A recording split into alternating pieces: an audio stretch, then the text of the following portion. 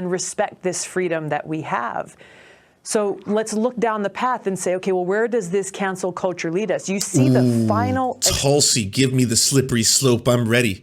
Let's do it. Let's slippery slope all over the cancel culture.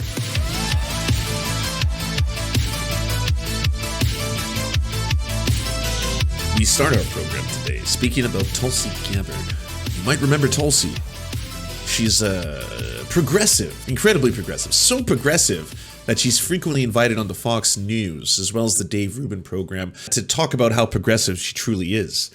And now, with cancel culture being the worst thing that's ever happened to humanity, it seems like Tulsi Gabbard is ready to blow our minds once again. So I think it's appropriate for us to sort of figure out what that phrase cancel culture means.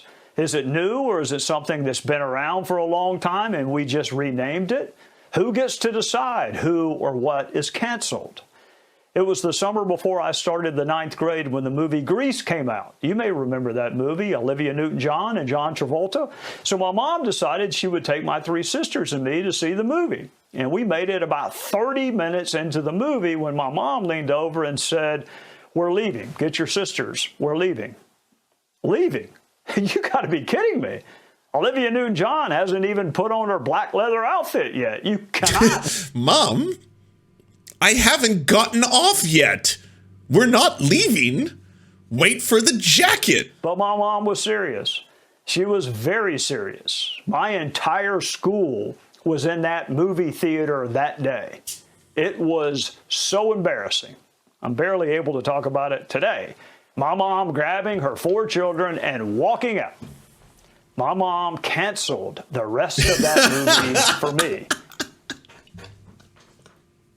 I was not expecting this. My mom is cancel culture. Holy shit, Fox.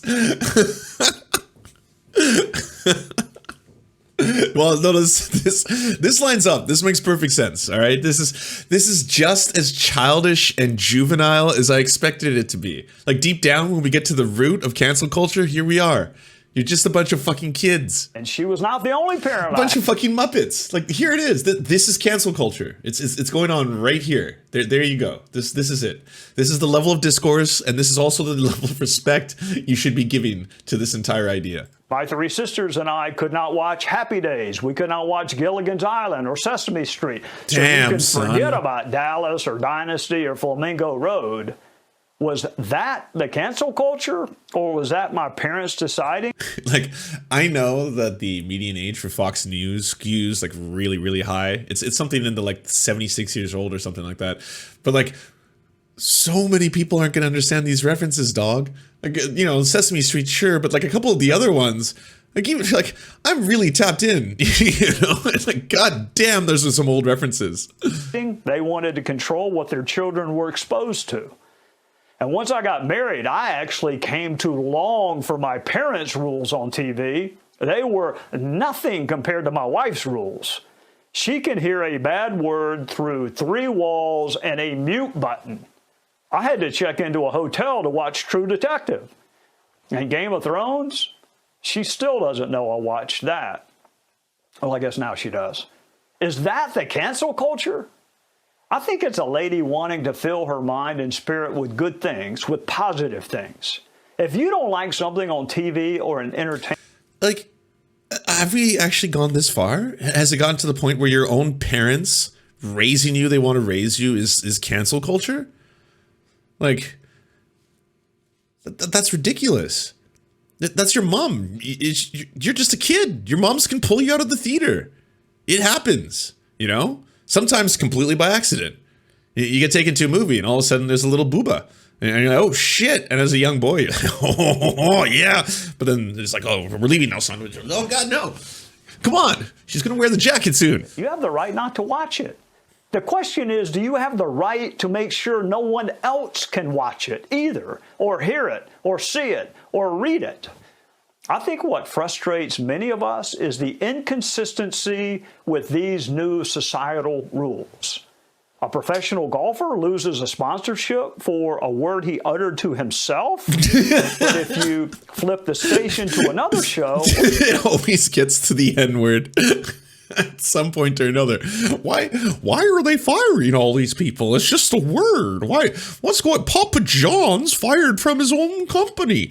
Now he's got to go to therapy. It's the only way to get rid of that word. You know, if white people don't go to therapy, they'll never get it out of their vocabularies.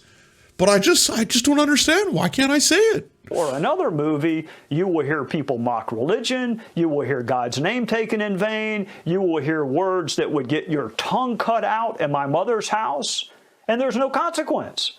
You take Jesus' name in vain and nothing happens. You utter another word and you lose your job. I think what people want is some sense of fairness and consistency. You know, the First Amendment says Congress shall make no law abridging the freedom of speech. That relates to Congress, to government. It does not relate to how we interact with each other. We can set those rules too, but they... You're so close, every single one of you. All the right-wingers, they're always like this, like fractions of seconds away. No kidding. Doesn't apply to private corporations. It's a problem. Private corporations have monetized our social interactions. We now depend on them. We can't even fucking communicate without having to go through a private company. Even right now, I mean, every single one of you, you're watching this by virtue of going through Amazon servers. I'm being broadcast through satellites that go through Amazon servers, getting stored on Amazon servers. Like, we depend on it. And they must be evenly applied. Freedom is hard sometimes. Your freedoms may offend me, and vice versa. Freedom works best, I think, when it is tempered with grace, with understanding people make mistakes, with applying the same rules to your own words that you apply to other people's words. Our framers protected certain freedoms for us, but they were also very concerned with the right of those in the minority. They were concerned that the majority would silence or cancel, if you will, the minority. Freedom, grace, education, understanding, I think we could all benefit from the proper balance of those ideals. How we treat the minority matters because they may not be in the minority forever. Most of all, I hope we can apply the same standard of fairness to others that we want applied to us. Joining me now, former Congresswoman from the... Serfs, I remember when you cried on Twitter for being canceled. The hypocrisy. Oh, God. Ladies and gentlemen, we got him. I said the same thing then that I've been saying now. I even had to tweet it out because so many of you were on Twitter just being like, Lance, didn't you say that private corporations do whatever they want? Teehee, lol, wrecked. I was like, yeah, I did. And they did it. They did it to me, as they'll do it to you, as they do it to everyone. That's what they fucking did. That's the point.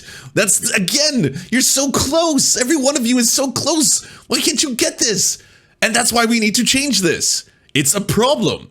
I completely agree. But these are what private corporations with monopolies do.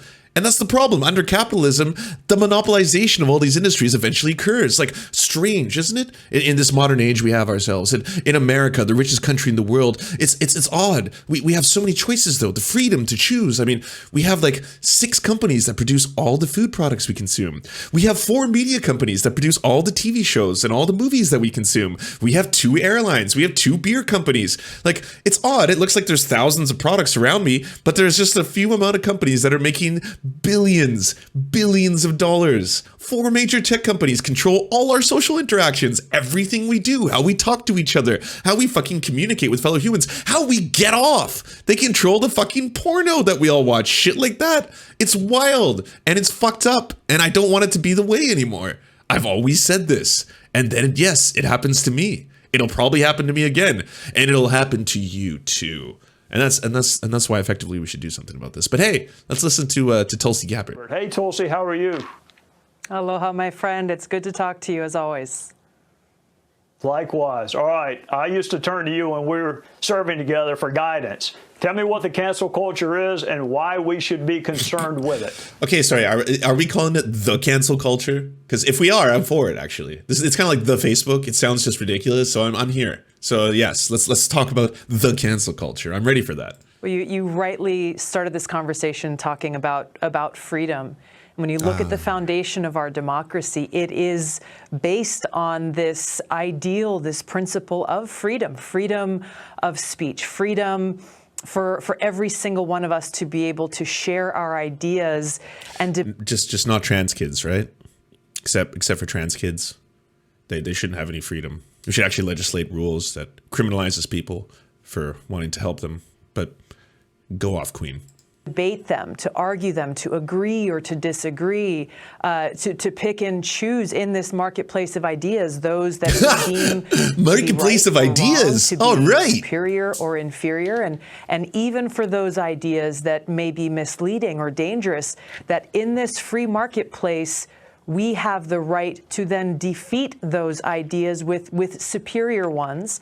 And others have the freedom to choose what they want to believe or not to believe, or what they want to adhere to. So when you look at this question, what is cancel culture? Cancel culture is the opposite of this. It is exactly the opposite of this foundational principle of our democracy. It means that in a cancel culture, you have some people who believe that they are special, that they are superior, that they have the power to be able to shut down those who have ideas and views that are different, who may follow a path that they deem to be the wrong path, and will therefore say, nope, we're going to place obstacles in front of you, we're going to silence certain voices so that only those who agree with us in the path that we deem to be right is the one that is before you to choose.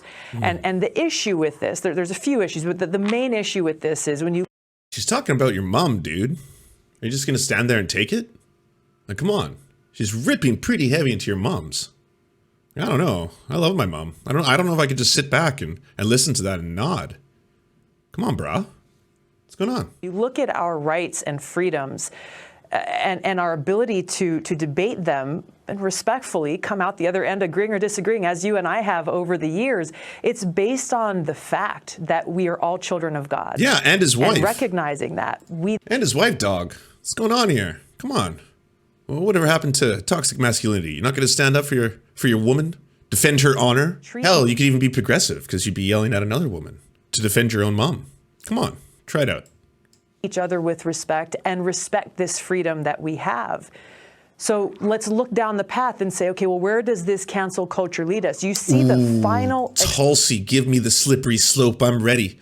Let's do it. Let's slippery slope all over cancel. Oh, sorry, the cancel culture. Let's hear it. Expression of cancel culture in Islamist terrorist groups like Islamist terrorist. So that's where we're headed. Well, I'm glad someone finally said it. You know, we've been flirting with this for a while. You know, post 9/11, it was all the rage, all the vogue, but we haven't had it in some time. You know, let's bring it back. Let's bring back the old fear mongering. And this is jihad, is what this cancel culture is. That's what's going on here. Okay, this is the caliphate. And I've always said this. It's only a matter of time, you know? This is ISIS, ISIL, all of them. Hell, even some of the old classics, Al-Qaeda. I know people aren't as scared of them anymore. They're kind of like, they're like, the old retro. Al-Qaeda's kind of retro. And then let's bring it back. Retro's good. ISIS and Al-Qaeda, who basically go and behead... I didn't know she was about to say Al-Qaeda. Ooh, that was a good one. Yeah, that was a good nostril surface coming right out of me. Those who are they deem to be infidels or heretics, in order to silence them, in order to protect others from being misled by those heretical ideas in the eyes of an ISIS or heretical ideas. Wow, she's doing Fox News levels of like, what batshittery is this? What are you saying? Like what 7 degrees of Kevin ISIS is like, all of a sudden this comes out of nowhere and it's like dot, and then that's why they will come here and they will use the missiles and they will suicide bomb us if the cancel culture continues to go. Like the kind of stuff that, like, again, very, very post 9/11 fear mongering, very classic on Fox News, no less. Tulsi, damn. And so when we look at cancel culture here at home, we see those efforts to cancel or silence those that they don't want the people to hear from, those who may offer a different idea than the one that those in power want people to see or to hear or to be exposed to. And so this is, when we look at the foundations of our democracy, this is the danger of where this path leads us unless we as individuals stand up against it. And that's the final point I want to make on this is, what can we do? Because I get asked this a lot. What can we do to stand up against this cancel culture, this fear-mongering, this bullying, that if you don't adhere to this path that those in power say is the right one, then you are at risk of losing your job. You are at risk of losing family or friends, or being unpopular, or losing likes on social media. This requires us to ask the question of ourselves, who are we trying to please? And this is something for me at a really young age. I recognize that life is short. Death can come at any time, and I was happiest and am happiest when trying to live my life to be pleasing to God, to my best friend. Jesus. And so as I've gone through my life, and especially in politics, the media is coming at you with attacks, political opponents, social media, I have always found that peace and that strength. They're playing her off. Going within and knowing that she's too Fox News for Fox News. It's like, is she still going? Good God, she's done everything. She went full circle. She did a 9/11. She did an ISIS. She did an Al Qaeda. Now she's tying the whole thing back to Christianity and God. I mean, this is wow. Even by Fox News standards, this is pretty heavy. I just want to get this.